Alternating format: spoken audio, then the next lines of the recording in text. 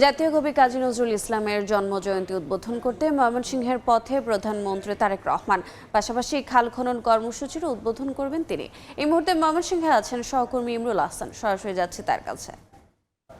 ইমরুল। প্রধানমন্ত্রী তারেক রহমান ত্রিশালের পথে আছেন। বেলা 11টার পরপর উনি তার যে রাজদূত তেজগাঁও কার্যালয়, প্রধানমন্ত্রীর কার্যালয়, সেখান থেকে রওনা হয়েছেন এই ত্রিশালের উদ্দেশ্যে। আজকে এই ত্রিশালের 3টি কর্মসূচিতে উনি অংশ নেবেন।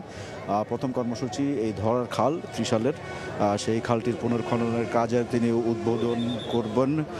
উদ্বোধন করবেন। যে খালটি খননের কাজ করেছিলেন 1979 সালের 6 সেপ্টেম্বর তৎকালীন রাষ্ট্রপতি জিয়াউর রহমান।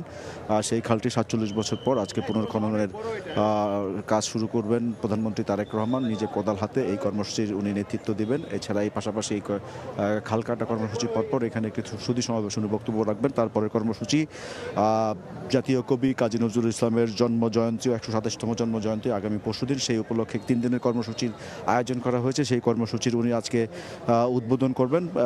সেটি বেলা 3:30 আনুষ্ঠানিক সময় রয়েছে। যেহেতু উনি বেলা 11টার পরে রওনা দিয়েছেন, সে কারণে ধারণা করা হচ্ছে যে এই সব কর্মসূচি কিছুটা ডিলে হবে।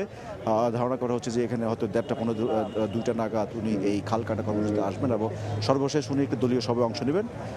তারপর উনি ঢাকার উদ্দেশ্যে রওনা হবেন সন্ধ্যার পর। সরাসরি যুক্ত ছিলাম ময়মনসিংহে।